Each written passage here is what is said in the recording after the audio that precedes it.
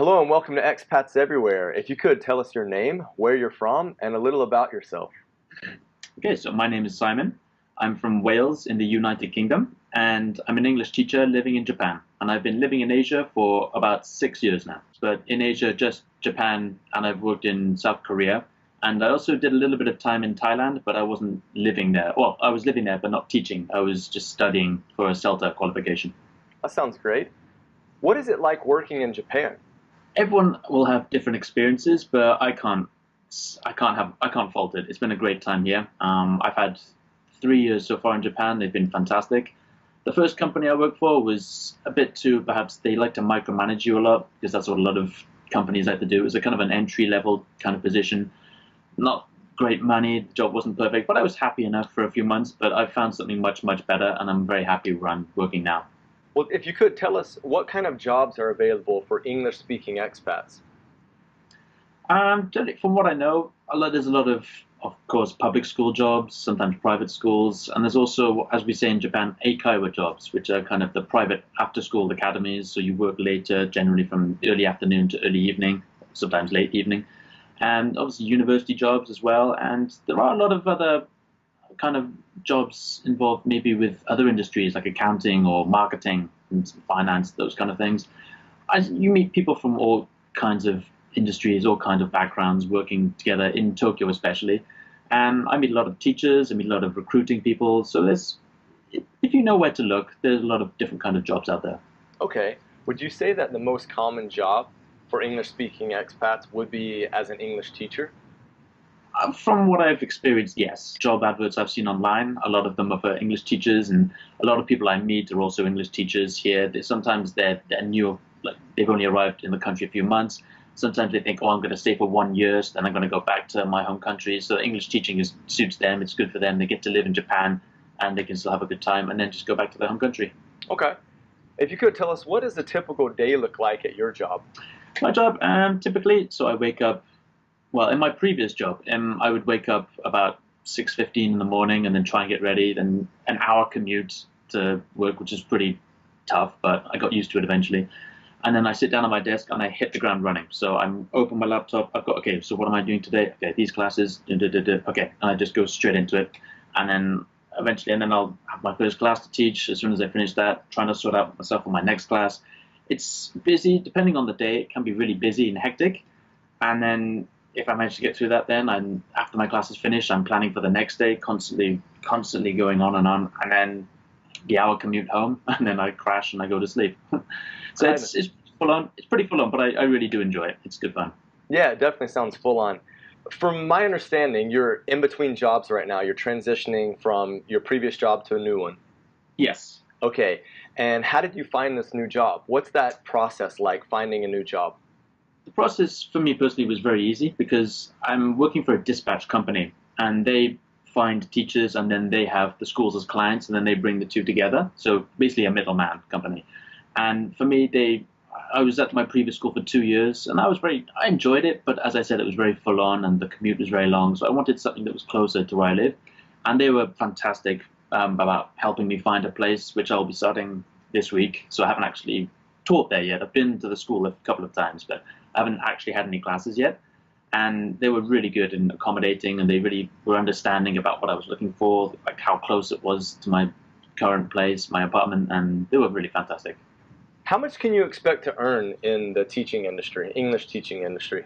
The average, I would say, from the adverts I've seen online and from what other people have told me, the average may be about, in terms of US dollars, maybe about 2,500 US dollars a month. In Japanese yen, maybe the average is about 260, maybe 270,000 yen.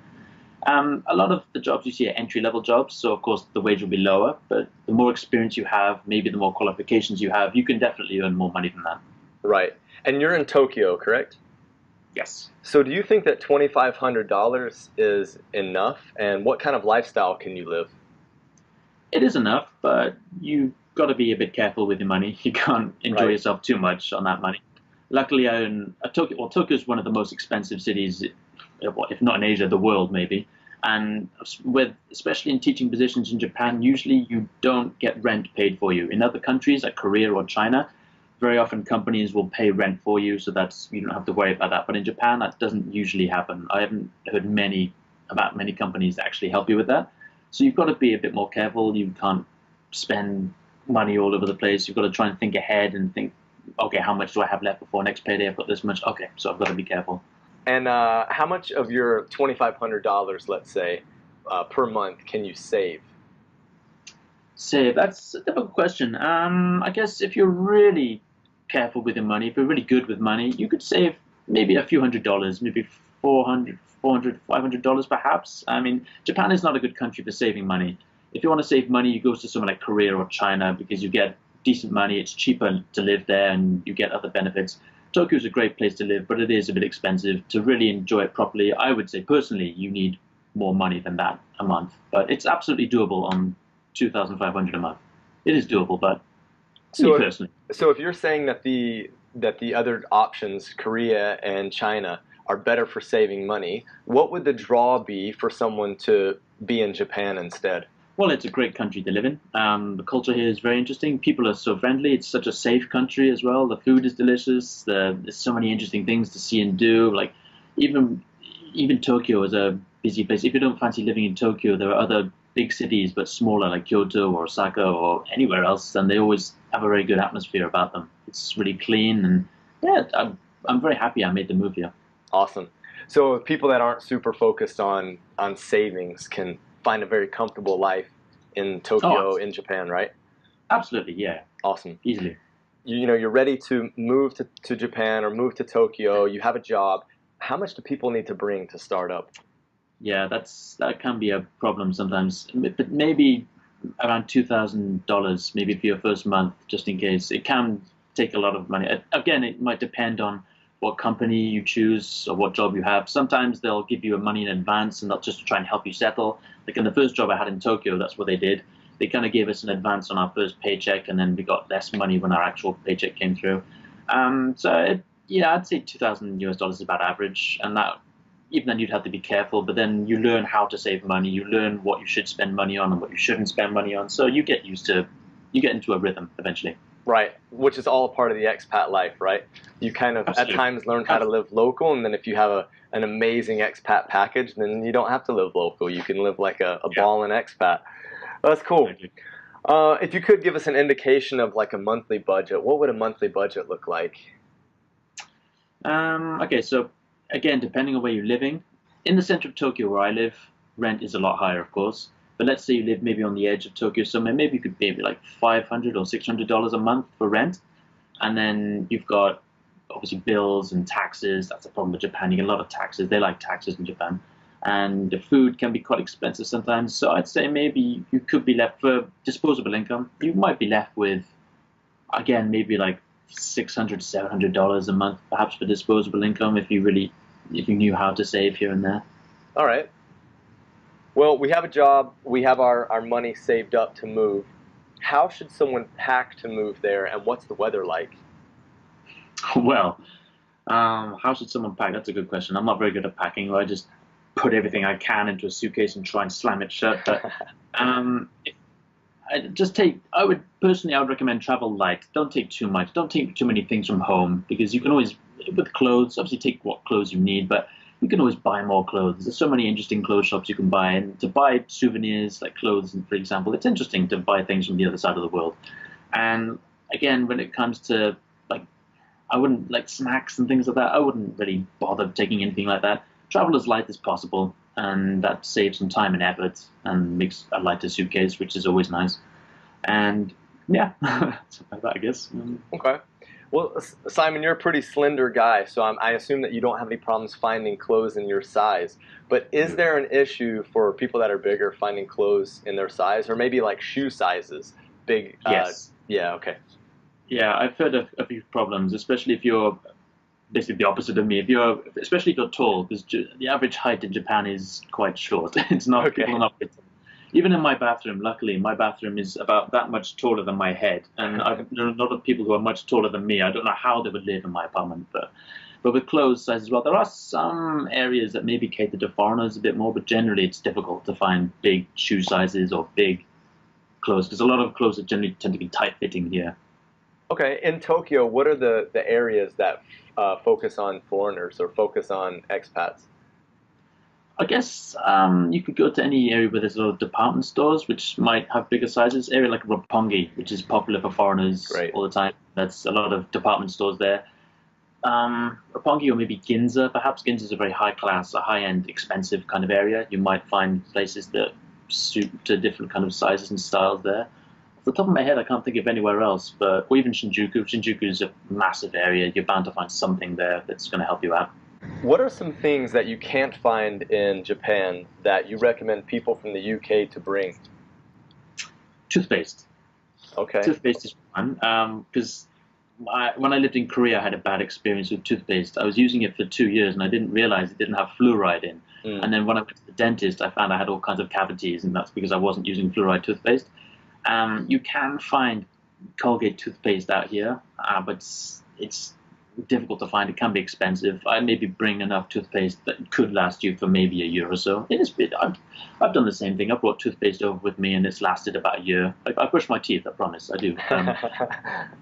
But I'd say maybe toothpaste. And if you search around, you can find a few British products now and again if you go to the right place. But apart from that, not much else I can think of off the top of my head. All right. Well, let's switch gears a little bit. Let's talk about safety. How safe is it there, and do you feel safe on a personal level? Unbelievably safe. I've never felt a danger ever. Great.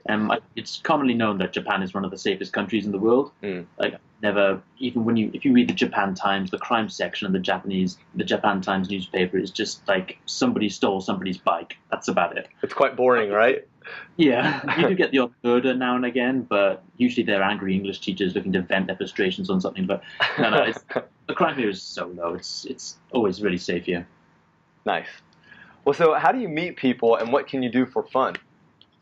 Well, meeting people, there's an online organization, online website called Meetup, which I don't know if they have it in other cities. I've only ever seen it in Tokyo. It might very well happen in all over the world, but you can find events listed in whatever area you're living in or any area, and then you can just join, and then you can meet people up that way. Sometimes they'll go to a bar, and then a whole load of people that will come together just to meet for the first time. Sometimes they go somewhere else, and you can exchange details, and then go down somewhere else together. Other times, I've got lucky in my area. There's a good British pub, which I go to now and again. I've met a lot of friends there. And What's the name? It's called Good Heavens. Good Heavens. All right, we'll link that in. Sure. Okay. I recommend it. Absolutely recommend it. Nice. So what else can you do for fun? The same as I guess you'd find in other countries. Personally, I like to play football, soccer a lot of the time, if I can. And again, the thing is about Tokyo, about meeting people, it can be difficult because if it's a big city, people usually are in their own little bubble. Mm. So they're walking down the street and they're just focusing on their own little world. Usually they'll be busy with other things to do.